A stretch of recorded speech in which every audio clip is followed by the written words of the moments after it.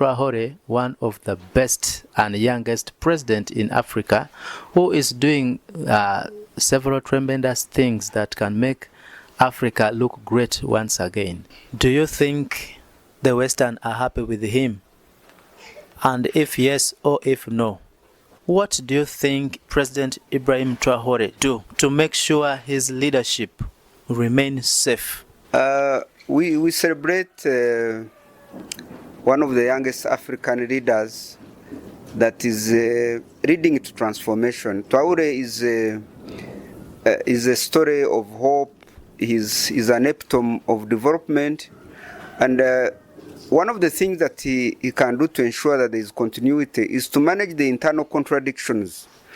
What kind of leadership, what kind of politics, what kind of systems, because he must be able to gauge what are the strong center powers that can cause problems and overturn the successes that he has achieved in a very short time.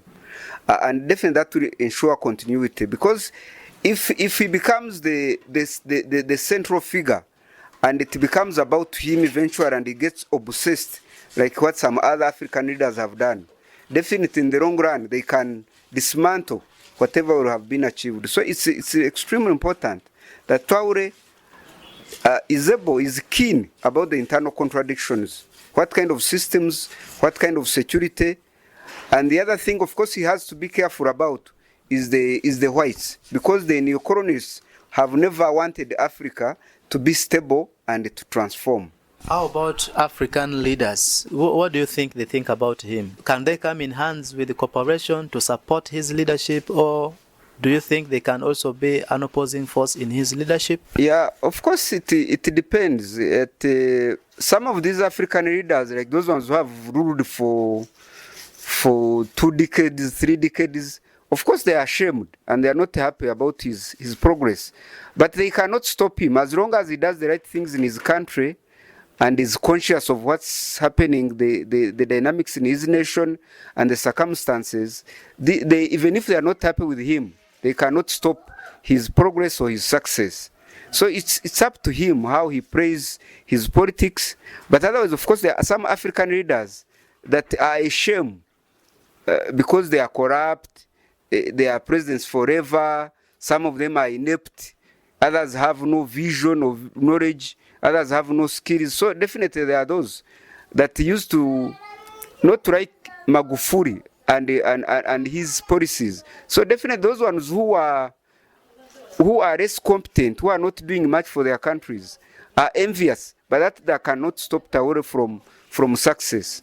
He can only be brought down by his failures in leadership within his own country. But it's also important for Traore to identify positive forces and other leaders that are good, that they can work together. Technologically, they are advanced. Right now, they are now manufacturing cars. Farming is taking place, and they are in the harvesting process. Gold mineral is taking place. So how do you see Burkina Faso in the next 5 years from now? If there is there are no interferences, if there is no war, if there is no coup, if he controls corruption and he establishes systems that are working, that are implemented fully, and he makes his country, because now one of the things he does is a charismatic leader. He's mobilizing people to understand the vision and where the country is heading. Because the people should own the processes and appreciate what he's doing, so that there are no external forces or even internal forces that undermine the successes and the transformative journey that he has started in Burkina Faso. So what he should do is just to make sure that there is no corruption, there is clean leadership, there are transparent systems, that the forces within his country understand where they are going, because now they will work together and they will understand his plans and appreciate, and they will defend it, because they know this is our country, this is our development, and they should be able to benefit. Yes, do the majority benefit? Does the population benefit? Because in most of the African countries, you find that there is a small clique of mafias and rulers who just benefit from all the resources of the countries, and that's why poverty persists in many of the African countries. As Burkina Faso is heading into their way of development, we see other African countries are now battling. Here we come to Congo right now. In Congo, there is a lot of fighting which is taking place, and this is a fight between M23 and the Congo, of which M23 is being backed by President Kagame. Kagame is clashing with South Africa. We had Malema coming out with a serious speech. If Rwanda is found that it has killed our soldiers, it must be held responsible. It was Rwanda. It was Kigali, it was Kagame who killed our soldiers. The support he gave to M23, and that M23 acting in a disrespectful manner they did to the South African soldiers, they knew they've got a backing of Rwanda. But now, why do you want to treat Rwanda like it's a friend, like it's progressive? Rwanda was prepared to take immigrants from London at the exchange of money. They are the ones who are working with imperialist forces to want to undermine DRC. We're not saying the government of DRC is perfect, but it cannot be undermined the way the guy is doing. Kagame and Museveni. So Kagame has got blood of South Africans on his hands, and nothing is going to change. What do you see between South Africa and East Africa right now? Every time I saw and Kagame, it is very unfortunate that such can happen between African brothers. Because whereas each one of them gives us a justification why they are supposed to be in Congo, they should operate within the mandate of the regional forces or the regional cooperation, either under African Union or SADC and East African Community. But for them to be quarreling as Ramaphosa or Malema insulting Rwanda or as individuals, it just shows you the shallowness and the selfishness of the leaders and the ego. Because now this is a battle of ego. Ramaphosa thinks Rwanda is a small country which he can manage to control. And yet Kagame has humiliated him so far in the field. And the M23, they lost 14 soldiers. It's unfortunate, of course, we don't celebrate the death of our African brothers from South Africa. But it's because of the poor judgment on the old corrupt Ramaphosa's decisions that those 14 soldiers died. Now, if they remain with that stance of repugnance, of intransigence, they will even now lose hundreds. If Ramaphosa remains with that stance of rebellion, of humiliating Rwanda, of Rwanda is a small country, who is Kagame, they lost 14 soldiers. If they go back to Congo without going under the auspices of African Union or SADC and East African Community, they will now lose in hundreds. Because whereas he thinks that South Africa is big and has superior military capacities, Rwanda understands the terrain and M23 more than him and Uganda. So any attempt for Ramaphosa and his excited minister of whom I saw giving threats, those are empty threats. They will be humiliated in Congo. They will live to regret. It might even cause the fall of ANC and Ramaphosa. Ramaphosa is making one of his mistakes. He has failed to fit in the shoes of Mandela and take South Africa to the next level. Now he's gambling, making money by getting minos from Tshisekedi, and they are using him as a force to fight M23 and is threatening Kagame. Kagame is very determined and very ready to humiliate Ramaphosa and his forces. And M23 has been trained well. They are going to their home. One of the things that is clear is that there are Congolese that are refugees in Uganda and in Rwanda that must go back home. So there must be a distinction between the complex war in Congo what is the problem in Congo? M23 are genuine Congolese who are going back to their home. Now, the games of Rwanda or Kagame or Museveni are using it as a platform to pursue their own interests, which should be stopped by Tshisekedi if he was a serious leader. But now we have a problem with Tshisekedi. Tshisekedi is a weak leader. He's shallow. In fact, Kagame at one time called him an idiot.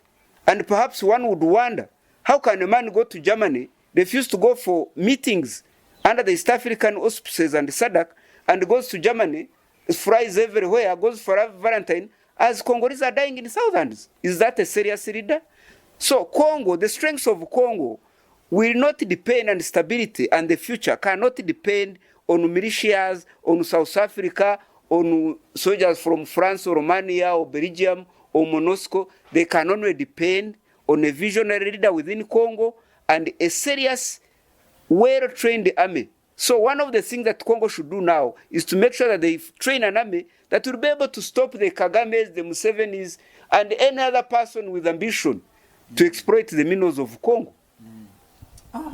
Now, why is UN quiet? The UN is not quiet. It's in Congo under MONUSCO, but they have been overwhelmed. They have been overwhelmed by the strength of M23. There is an invisible hand and capacity behind M23 that the speed at which they are capturing territories and moving it tells a story. And so UN is overwhelmed by the capacity of M23, but it's also confused by the different militias and the defiant behavior of Tshisekedi, supported by the president of Burundi, that they should take extreme and radical stand, that for them they are not ready for peace talks, that they are ready for war. So UN is overwhelmed. But there's also a possibility. I have my own suspicion that UN, since America might be behind indirectly M23 and also working within the alliances of M23, Uganda and Rwanda, there's a possibility that M23 is closing one of their eyes as M23 advances from North Kivu, now in South Kivu, part of the Ituri is under Uganda. So there is a possibility that America is behind this war and Kinshasa might fall if Tshisekedi does not come to his senses and he remains radical. Jesus. Oh. So somehow America is behind, hiding somewhere. It's my sixth sense, my gut feeling tells me that America might be indirectly working with M23, or they appreciate their pride or their challenges or their cause.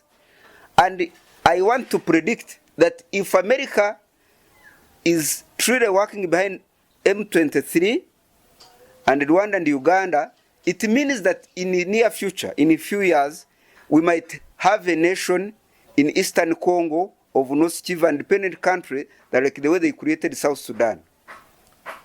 Oh. Anyway, what is your last advice about the war which is taking place in Congo?